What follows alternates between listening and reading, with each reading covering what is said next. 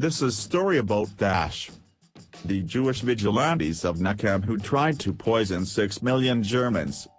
Abba Kovner, right, who formed Jewish militia group Nakam, planned to kill 6 million Germans as reparations for the Holocaust.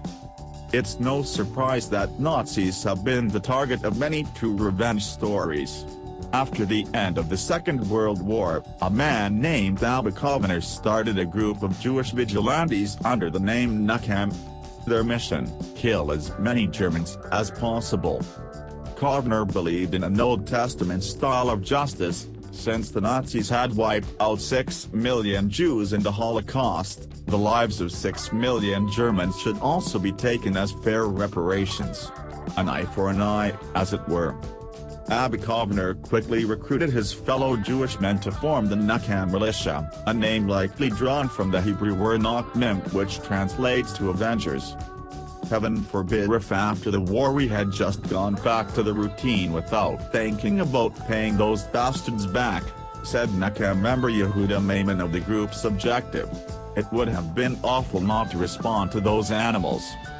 The group hatched a plan known simply as Plan A, which involved poisoning the water supply of 5 German cities. The targeted sites were Nuremberg, Weimar, Hamburg, Frankfurt, and Munich, each one heavily tied to the recently destroyed Nazi regime. In their revenge plan, Nakam's 50 or so members infiltrated the water departments in each city disguised as engineers and workers to study the water systems.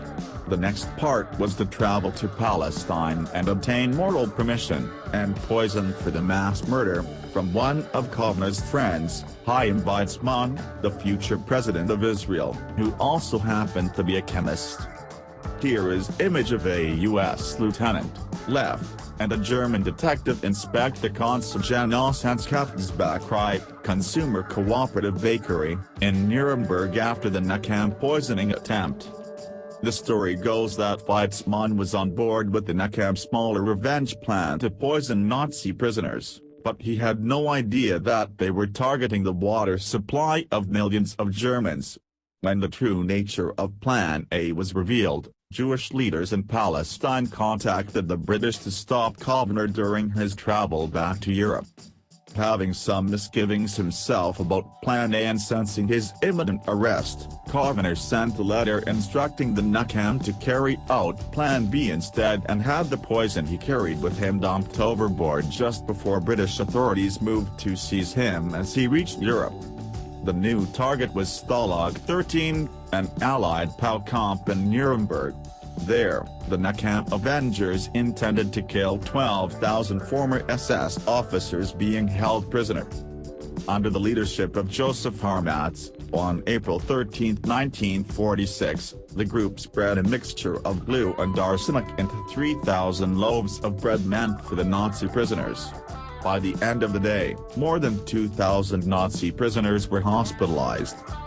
Although the revenge plan was carried out successfully, reports following the mass hospitalization at the prisoners' camp stated no deaths from the poisoning episode.